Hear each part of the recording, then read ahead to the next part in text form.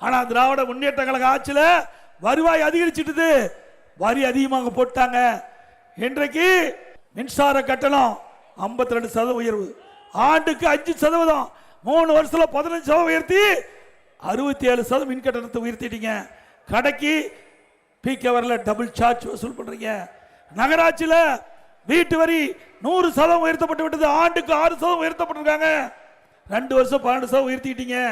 அண்ணா திமுக ஆட்சி இருந்ததை விட இன்றைக்கு திமுக ஆட்சியில் வீட்டு வரி 112% உயர்ந்து விட்டது. கடைக்கு 150% வரி உயர்வு. அண்ணா திமுக ஆட்சியில் இருந்ததை விட 150% வரி உயர்வு, ஆண்டுக்கு 6% கூடுதல். அதுபோல குடிநீருக்கு வரி உயர்வு.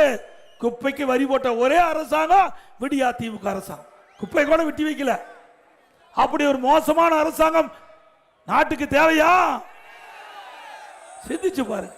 அண்ணா திமுக ஆட்சி எப்படி இருந்தது, திமுக ஆட்சி எப்படி இருந்தது தெரிஞ்சு பாருங்க. இன்றைக்கு 2021 சட்டமன்ற பொதுத் தேர்தல் போது இன்றைய முதலமைச்சர் அன்றைக்கு எதிர்க்கட்சி தலைவராக இருந்தார். அப்பொழுது அவர் தெரிவித்தார், திராவிட முன்னேற்ற கழகம் ஆட்சிக்கு வந்தா 520 அறிவிப்புகள் வெளியிட்டு நிறைவேற்றணும். அத்தனை நிறைவேற்றி கொடுத்தாரா? அவருடைய 2021 சட்டமன்ற பொதுத் தேர்தலில் தேர்தல் அறிவிப்பு திமுக பெட்ரோல் டீசல் குறைக்கிறாங்க, குறைச்சாங்களா? மாந்தோறும் கேஸ் சிலிண்டருக்கு 100 ரூபாய் மானியம் கொடுக்குறாங்களா, கொடுத்தாங்களா? நம்முடைய மாணவர்கள் இளைஞர்கள் வங்கியில கல்விக்கு வாங்கின கடன் ரத்து பண்ணாங்களா? ஆட்சிக்கு நீட் தேர்வு ரத்து பண்ணாங்களா? ரேஷன் கடையில் 1 கிலோ கூடுதலா சக்கரை போடுறாங்களா, போட்டாங்களா? 100 நாள் வேலை திட்டத்தை 150 நாளா உயர்த்தினாங்களாமா?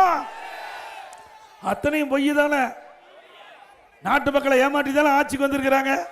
இப்ப மீண்டும் தேர்தல் அறிவிப்பு வெளியிட்டிருக்கார். ஏற்கனவே இருக்கின்ற தேர்தல் அறிவிப்பு தொங்கிக் கொண்டிருக்குது.